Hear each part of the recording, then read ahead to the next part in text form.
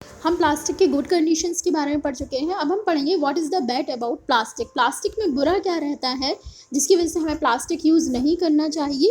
Plastic और non biodegradable material. Plastic non biodegradable material है। Non biodegradable material कौन से रहते हैं? ये वो मटेरियल रहते हैं जो ईजिली डिकम्पोज नहीं होते हैं।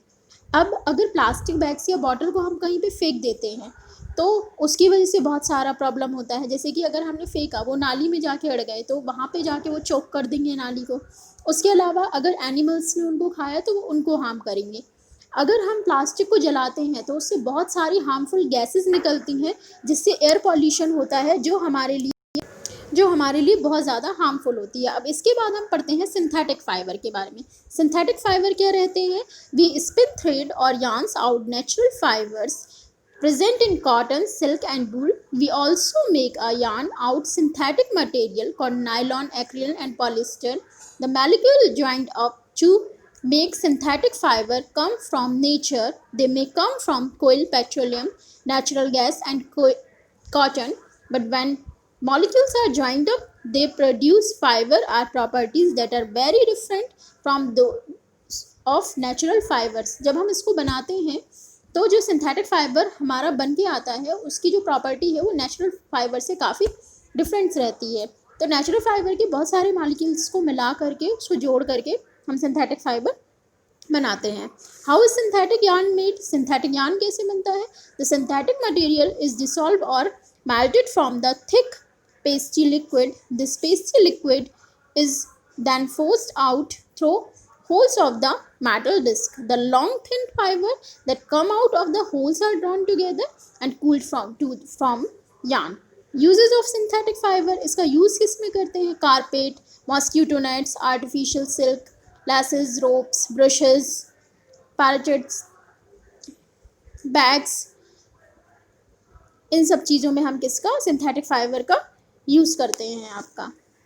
और सिंथेटिक फाइबर आर गुड और बैड। अब हम इसके बारे में पढ़ेंगे ये सिंथेटिक फाइबर हमारे लिए गुड है या बैड है। Synthetic fibre have some qualities that make them better than natural fibres. इसमें कुछ क्वालिटीज़ होती हैं जिसको नेचुरल फाइबर से ज़्यादा बेस्ट बनाता है। जैसे कि जो आपका पैरासूट वगैरह है, ब्रशेस वगैरह हैं, ये सब इसी के बनते हैं।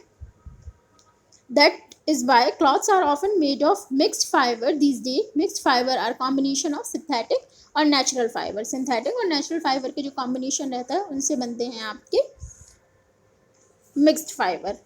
अब इसमें क्या क्या गुड है और क्या क्या बैड है उसके बारे में पढ़ेंगे। Synthetic fiber are cheaper than natural fiber.